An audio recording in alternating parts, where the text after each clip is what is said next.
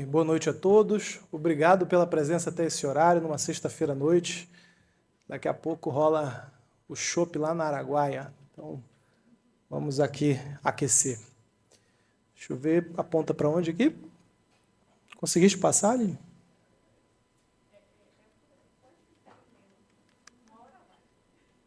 Foi. Beleza. Gostaria de dizer que não tenho conflito de interesses para essa apresentação, mas, como foi dito, eu coordeno a urgência cardiológica do Hospital de Clínicas Gaspar Viana, onde nós saímos recentemente de 9 leitos para 40 leitos. E hoje, até agora há pouco, eu estava tentando resolver porque nós estávamos com 43 pacientes lá.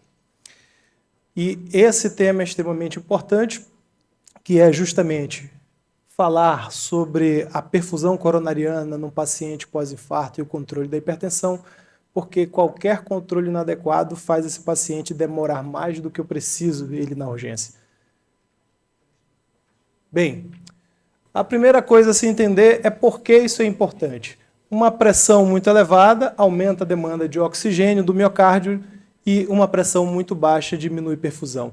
E eu preciso encontrar esse equilíbrio entre a pressão elevada e a muito baixa. E o paciente pós-infarto ele apresenta uma instabilidade motor, uma liberação adrenérgica, uma dificuldade vasomotora muito grande, onde a gente às vezes entra com pouca medicação e baixa demais ou tem muita dificuldade de fazer esse controle da hipertensão.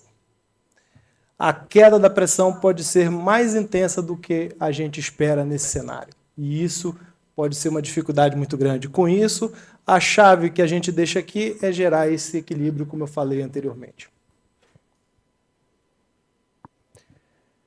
E nesse cenário, a pressão diastólica é a mais crítica. E por que a pressão diastólica é crítica? Porque é nela que ocorre a perfusão miocárdica. É durante a diástole que as coronárias vão se encher e perfundir melhor. E imagina, então, num caso de síndrome coronariana aguda. No caso de um infarto com supra, a prioridade é o cateterismo. Tá bem? Então, não vamos ficar perdendo tempo para atingir metas. Faz o possível e manda para abrir artéria. Nos outros cenários, a gente vai, então, usar de estratégias para melhor tratar o nosso paciente. A autorregulação coronariana, como eu já falei, nesses pacientes encontra-se limitada e a gente precisa atuar de forma inteligente. O limite inferior da nossa curva J é alterado. Então, pressões muito altas prejudicam, pressões muito baixas prejudicam, e eu tenho que encontrar esse equilíbrio com a capacidade limitada de equilíbrio do meu paciente. Bem, o que é essa curva J, então, que eu tenho falado? Nos pacientes com síndrome coronariana aguda, é demonstrado que pressões abaixo de 70 são piores e pressões ali em torno dos 90 de diastólica são também muito ruins. Eu tenho que entender que a relação entre o risco e a redução da pressão tem que ser equilibrada nesses pacientes críticos para que eu não tenha atitudes realmente exageradas, não baixar essa pressão diastólica além dos 70 milímetros de mercúrio e tentar equilibrar ali entre 70 e 80 de pressão diastólica para que a gente possa ter um resultado positivo.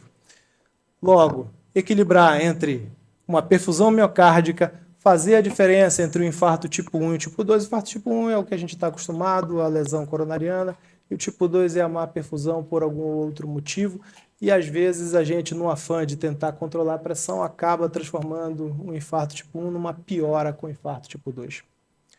E seguir as metas recomendadas, o ESC traz ali um alvo de sistólica entre 120 e 129 milímetros de mercúrio e a diastólica entre 70 e 79. Mas, muito mais importante do que eu tentar ficar pensando apenas em valores absolutos, a diferença da pressão sistólica e diastólica é extremamente importante, que a gente chama de pressão de pulso. Então, a gente estabelecer uma pressão de pulso em torno de 55 milímetros de mercúrio para esses pacientes seria o ideal. Claro que a gente nunca vai atingir no alvo, na mosca, mas ter cuidado com valores acima de 61.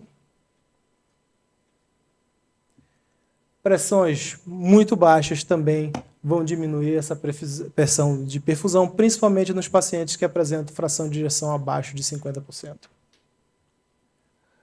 As nossas diretrizes americanas trazem, então, que a gente pode ser um pouco mais permissivo, com pressões até 140 por 90, mas trazendo ali que a pressão diastólica não pode baixar além de 60 milímetros de mercúrio. Bem, fazendo, então, uma análise das diretrizes atuais, o que a gente pode levar em consideração? Na pressão arterial sistólica, vamos manter entre 120 e 130, na diastólica entre 70 e 80, e uma pressão de pulso entre 40 e 60 seria o ideal para a gente ter um controle de segurança de condução desses pacientes. O que nós podemos utilizar no dia a dia, então, para poder atingir essas metas? Como primeira linha, o beta-bloqueador. A gente tem que ter muito cuidado com as medicações via oral. Como eu disse, a resposta do paciente às medicações elas são muito variáveis. O beta-bloqueador, a gente já tem um uso rotineiro, principalmente metoprolol e bisoprolol nesses pacientes pós-operatório, pós-infarto, com uma segurança de manutenção da circulação coronariana de forma adequada. A nitroglicerina, então, entraria caso a gente não consiga atingir essa meta. E a terceira linha, IEC-BRA. Lembrar que após 24 horas de evento, IECA e BRA estão tranquilos, principalmente IECA, a gente deve utilizar para redução de mortalidade cardiovascular. Quarta linha, os bloqueadores de canal de cálcio, principalmente nos pacientes que mantenham ainda o quadro anginoso. A gente tem que ter o cuidado no beta-bloqueador nos pacientes com insuficiência cardíaca descompensada ou com involume com bloqueio atrioventricular ou broncoespasmo, né? A avaliação clínica é sempre importante. Nos pacientes com pressão arterial diastólica muito baixa, a nitroglicerina pode ser uma medicação que não vai nos ajudar muito, então no infarto de VD. Lembrar que ela não é proibitiva no infarto de VD, a gente tem que usar com cuidado, fazer a hidratação adequada, Trendelenburg se for necessário, mas saber o que está fazendo para a gente não causar choque cardiogênico nesses pacientes. E equilibrar, iniciar após a estabilização, como eu falei, e evitar a nifedipina, que a gente realmente não tem costume de usar nos pacientes pós-infarto. Não falei de nitroprusiato de sódio. Nitroprusiato de sódio, após as 9 horas do evento, pode ser utilizado. A gente evita utilizar por conta da síndrome do roubo do fluxo da coronária boa, né? Ele vasodilata muito bem a coronária boa, a ruim não tão bem, então pode ter roubo de fluxo e ali piorar a isquemia. Preferia a nitroglicerina. O bloqueador de canal de cálcio, então a gente vem... Deixa eu só voltar aqui, licença. Então, voltando, então, como estratégia para fase aguda, usar controle da dor, a gente controlando a dor vai controlar a pressão de forma mais fácil, usar o beta-bloqueador via oral se estável, nitroglicerina IV, esse sublingual aí não existe, tá?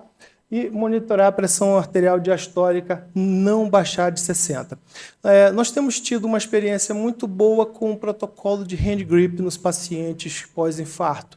Alguns estudos mostram que melhora, inclusive, a perfusão coronariana. Então, os pacientes que a gente tem muita dificuldade de controlar a pressão, nós, com fisioterapia, fazemos ou protocolo de hand grip ou protocolo isométrico de cadeira. Acabamos de estabelecer um estudo agora randomizado, onde nós vamos fazer uma avaliação clínica no mestrado de um dos nossos fisioterapeutas, para a gente saber qual é o desfecho clínico, então, desses pacientes. E eu acho que aquilo que eu tenho visto da prática tem sido muito benéfico, a gente consegue atingir a meta com mais cuidado e menos necessidade de tanta medicação para esses pacientes. E eu aproveito, já que todo mundo convidou, vou convidar também para participar do nosso curso, que vai ser agora dia 22 e 23 de maio. É um curso super animado, o objetivo é a gente se divertir enquanto aprende a salvar vidas, que a gente está precisando salvar muitas vidas. Obrigado, pessoal, uma boa noite.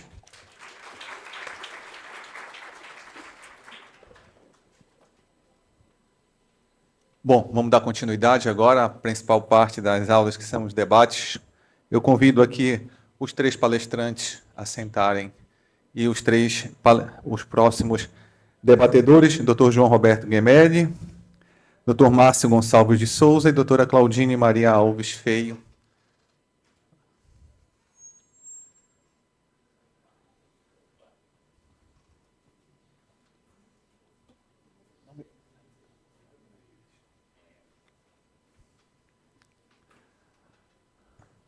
Começando pela prata de casa, doutora Claudine. importante que eu queria ressaltar aqui, que foi ressaltado bastante pela Luísa, é a anamnese. A anamnese é uma parte muito importante mesmo. Não adianta a gente ficar muito agoniado, ansioso, mais ansioso do que o paciente, para baixar logo a pressão, para tratar esse paciente. A gente tem que fazer uma boa anamnese. Perder o tempo, esperar um pouco, controlar a ansiedade, conversar com o paciente. Muitas das vezes esses pacientes estão muito ansiosos e eles precisam da nossa ajuda. Nós vamos ter que bancar um pouco de psiquiatra, né? Conversar com eles, tentar, porque só conversar, só ficar um pouquinho ali ouvindo a mágoa dele, o que ele quer dizer, isso já baixa um pouco a pressão dele. Então, muitas das vezes, na questão do crise, o Alívio muito bem colocado no final, na palestra de vocês, está bem excelente dos três, a gente não precisa correr para fazer logo um antihipertensivo. Porque se a gente faz um antihipertensivo e não é a hora do antihipertensivo, a pessoa depois vai sofrer consequência. Eu vi, na época que eu fazia muito essa parte de emergência, eu trabalhava no TI, e eles usavam muito a nifedipina, né? Sublingual. Pois era terrível. E a gente ficava, mandava o paciente mastigar uma cápsula, e aí o paciente ficava deitado. E quando ele levantava, aí ele tinha hematina. Aí a gente ficava extremamente ansioso. Às vezes acontecia na troca de plantão. O colega, antes que ia passar o plantão, fazia nifedipina. A gente pegava o plantão. Aí... Então era muito complicado. A mesma crítica eu faço é sobre captopril. Captopril sublingual. Captopril é um comprimido duro. Não adianta nada. Tem que ser de oral mesmo, engolido. Se for feito captopril, você tem que saber a hora, né, Luísa? Então, a pergunta que eu tenho é um pouquinho para eu dizer. A Luísa, eu já até discuti mais isso aqui agora com ela. Mas eu queria saber o seguinte: qual a sua conduta frente ao paciente no pronto-socorro, como diferenciar uma urgência hipertensiva de uma emergência e de uma pseudocrise? Só com a anamnese você consegue, ou você lança mão de exame laboratoriais ou até de imagem para poder ver se tem lesão de órgão? Então, Claudine, muito obrigada pelas considerações. Assim, hoje a gente fala de anamnese e exame físico dirigido, né? E exame físico armado também. Então, até na nossa diretriz de dor torácica, ela coloca já o POCUS para a gente utilizar para a identificação de algumas dessas lesões de órgão-alvo, né? Então, dissecção, dá para ver se tiver um bom olho, a própria isquemia, ajuda também na parte da hidratação, da gente avaliar pré-carga, pós-carga. Então, a gente tem... isso seria da armada, né? Mas eu acho que a gente tem que voltar mais um pouco. Então, sim, uma boa anamnese, ela já consegue te diferenciar bastante se você está à frente de um exame físico, de uma emergência ou de uma urgência. Por isso que a gente coloca lá, a primeira coisa é tentar achar órgão-alvo, né? Lesão de órgão-alvo. Nesse caso, o que acontece muito no sobreaviso, está aqui minha chefe que não vai deixar mentir. Capitão, aqui o paciente está com a pressão 19/12. Tá bom. Mas o que ele está sentindo? Peraí. O que o senhor está sentindo? Aí volta. Aí e como é que está a pressão nos dois lados? Eu vi só na primeira. Peraí, vou lá. Então, assim, a gente fez um checklist, de verdade. E esse checklist tem lá. Parece óbvio, né? Mas eu aprendi na terapia que o óbvio precisa ser dito. Então, assim, o óbvio precisa ser dito. Anamnese, exame físico, medir a pressão dos dois lados, palpar a pressão na gestante. A gente não pode esquecer que o órgão-alvo é a placenta. Então, ver como está o bebê, ver como é que está, se tem edema de membros inferiores, enfim. Insuficiência cardíaca, eles não sabem mais, os alunos, ainda bem que tem muito aluno aqui, porque a gente briga muito isso. Se a gente pergunta, tem refluxo hepato-jugular? Aí pede o eco e não examinou o paciente, né? Então, eu tenho... né, doutor? Tem que usar... Eu gosto da inteligência artificial, gente, mas eu acho que ela veio para nos ajudar. Perfeito, essa é a frase. Ela vem depois e não antes, né? A gente tem que saber usar. Complementar. Eu tenho... Perfeito. A minha chefe, é por isso que ela é chefe. Falei isso para ela toda vez. É complementar.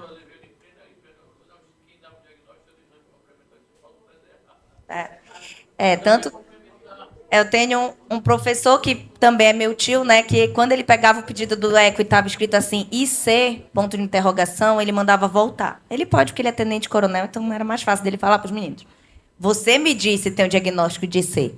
E eu lhe digo qual, né? Então, hoje sim, a gente bate muito.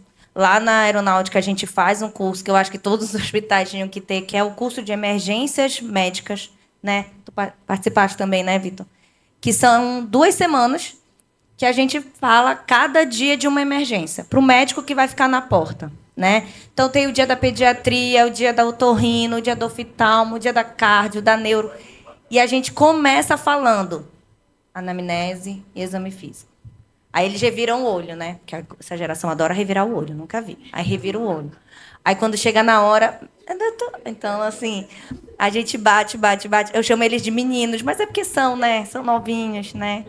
A gente tem vontade de esganar, mudar, aprender de vez em quando, mas tá tudo certo, a gente não manda. E aí, bater nessa tecla. Porque lá no hospital, eles têm medo de ligar para a CAP de madrugada para fazer eco. Mas, a verdade é essa. Mas tem outros lugares que não, que eles perdem. Eco para ajuste de dobuta, gente. É umas coisas... Saber se pode hidratar. Então, são umas coisas assim que parece que, como o senhor falou, está atrofiando o neurônio. Nessa diretriz, a gente quase conseguiu tirar esse termo de pseudocrise. A ideia era ter, assim, emergência e hipertensão fora de controle. Essa era a ideia que eu defendia na diretriz. Mas ficou conhecido bastante, inclusive. Por quê? Porque isso só faz confusão. Pressão alta, sem sintoma, é pressão fora de controle. Baixe devagar e mande embora. Emergência é lesão de órgão-alvo. Vai dependendo da emergência. Você falou do captopril, na verdade o Capotem, vocês são mais novos, não conhecem Capotem, né? Capotem foi o captopril original. E ele tinha uma dissolução muito rápida mesmo. Você colocava ele na água, ele desmanchava. E se usava sublingual, ele funcionava. O captopril que a gente tem hoje é um tijolo, aquilo ali não adianta. Meia hora com o comprimido na boca, ele continua igual. Então, mas eu queria chamar a atenção que tem uma outra droga muito antiga e muito barata, que pode ser usada em emergência, que é a clonidina. Ninguém usa. Você vai no pronto-socorro, ninguém tem clonidina, custa R$5 a tonelada, né? E funciona muito bem. Claro que tem que ter aquele para os idosos, tem que cuidar com o idoso para dar sedação, a clonidina dá sedação, mas não se prescreve clonidina de forma geral para tratar a hipertensão. Mas na crise hipertensiva, é uma excelente droga, né? Na gravidez. E eu quero fazer uma pergunta para o doutor Vitor, perdão. Veja bem, a curva J é um problema na cardiologia, né? Ela vai e vem, às vezes o cara defende, às vezes quando... Eu, particularmente, tenho uma dúvida muito grande se ela realmente existe, né? É claro que pode dizer assim, mas então com pressão zero todo mundo ficaria vivo? Claro que deve ter um momento que a gente morre com a pressão. Mas a pergunta que eu lhe faço é o seguinte: considerando que a insuficiência cardíaca, o maior fator de risco é a doença coronariana, né? A doença isquêmica que leva a gente a ter insuficiência cardíaca, o paciente chega para ti, um IC, com a pressão 11/7. Teoricamente, tu já está no limiar inferior do 7. A minha pergunta para ti, tu vai dar IECA e beta-bloqueador? Sem pensar então, duas vezes. Essa meta de 7 de diastólica, ela começa a ser desmoronada a partir daí. Eu sei, os estudos, o Clarify mostrou isso. Baixou de 7, a mortalidade aumenta, mas muitas vezes a gente fica muito restrito ao número e deixa de prescrever remédio. Aí a gente tem que pensar o conceito da insuficiência cardíaca aguda de novo e a insuficiência cardíaca descompensada. O descompensado ele vai tolerar ali uma PAN de 50 tranquilamente, né? E a gente vai conduzir ele com BNP, aí a gente vai conduzir o paciente tranquilamente. Agora o paciente com IC aguda de novo é diferente. Esse paciente a gente tem que saber que a autorregulação dele naquele momento está descompensada. E é o que eu sempre também oriento os residentes, e a gente tem objetivos, que é dar alta para o paciente com a pressão na meta, né? Então, não adianta não, vamos então ajustar e depois a gente vê como é que fica. Então, a gente, nos pacientes hoje sem supra, por exemplo, a gente consegue dar alta em até 4 dias, os com supra com 5 dias, se ele está estável, Grace baixo, e a gente vai ajustando medicação de forma incisiva, rápida, sem se preocupar muito ali com esse número ideal, mas também não baixando demais, porque a gente sabe que nesse paciente que nunca teve essa pressão tão baixa pode ser perigoso. Eu acho, só para finalizar, desculpa, talvez no futuro a gente não vai ter observância sobre a pressão diastólica.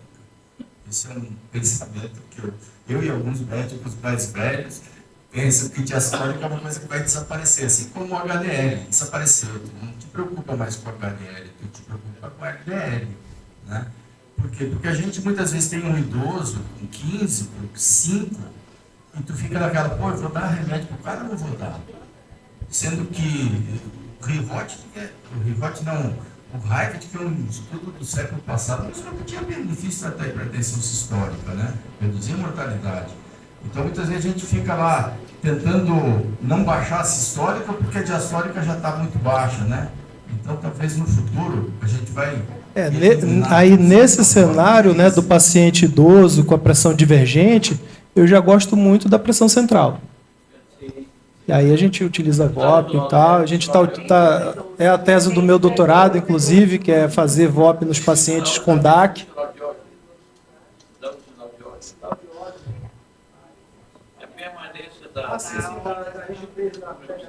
É que o senhor foi longe, hein? Doutor Márcio. Ô, senhor, só rapidinho, essa questão da pressão, eu e a Aline, a gente fez escola, né? Então, a gente lembra muito o doutor Disseu, que na consulta ele dizia assim, você pega esse aparelho de pressão, você joga fora. Né? Ele fala... No laboratório de miocárdio, o Disseu dizia assim, você vai jogar fora esse aparelho. Assim, com menos delicadeza do que eu estou falando. Mas, então, a gente perde o medo, né? Eu falo que é por isso a importância da residência também, para a gente ver que a gente pode tratar bem esses pacientes sem causar dano a eles. Não sei como já está nomeado, só vou fazer uma provocação aqui para a Aline. Existe uma vertente agora, acho que a diretriz caminhou em cima das outras diretrizes em relação a assumir a urgência. Excelente, gerou uma repercussão para o meu ambulatório de hipertensão, porque eles já não encaminham mais nada, então vem tudo tentar corrigir no ambulatório e está tudo certo, a gente segura por lá, isso é o correto. Mas em relação à emergência hipertensiva, existe uma vertente de querer sumir também, porque a dissecção você vai tratar a dissecção, a IC você vai tratar a IC. Por que ficar esse conceito ainda de doença, de emergência hipertensiva? O que você acha? Eu acredito que justamente para aquele termo one fits all já não é mais assim. Então, eu acho que a gente tem que estabelecer ainda a pressão arterial para cada etiopatologia. Então, se eu for tratar só a doença, eu vou acabar esquecendo um pouquinho dessa minha meta pressórica. Então, eu não concordo com esse pensamento. Eu acredito que a gente ainda tem que englobar nesse termo de emergência hipertensiva para eu ter a importância da pressão, do valor para cada uma. Para uma dissecção de aorta, que eu tenho que atuar essa pressão em 20 minutos, para um edema agudo de pulmão, a gente tem, como em várias etiopatologias, eu acabo tendo outras doenças específicas. Mas eu acho que se a gente tirar essa vertente, o médico pode acabar esquecendo, depois da importância da... Sim. Também. Bom, eu penso dessa forma. Quando nós, diretores, nos reunimos para a gente fazer o programa, era justamente isso, a gente tentar trazer aqui a prática do dia a dia. Então, veio aqui a prática do hospital, né? Quantos pacientes procuram uma emergência com aumento do número pressórico e não é por doença, hipertensão? Então, como tratar essas pseudocrises, né? Que medicamento você vai usar? Será que você está tratando ou a doença, o paciente, ou a angústia do médico com o paciente para poder dar alta? E a terceira situação, aquele paciente que está em casa, verifica a pressão normal, está alta, Ele tolera quando está 14, quando está 15 de sistólica, mas quando chega de 16, eu tenho que ir para emergência. Ele não está sentindo nada, ele verificou a pressão dele. Ele chega na emergência, o 16 já é 18. E aí você dá um diagnóstico de hipertensão, de pseudocrise e fala assim, olha, volta para sua casa e marca uma consulta com o seu médico cardiologista para reajustar a sua dose do seu remédio. É um processo para esse médico de emergência. Então, isso é um ponto para a gente discutir a respeito disso. Amanhã falaremos sobre a curva J, eu irei falar. Agradeço a todos e pelo andar já do tempo, dou como encerrada essa sessão. Agradeço aos 3 palestrantes e aos 3 debatedores.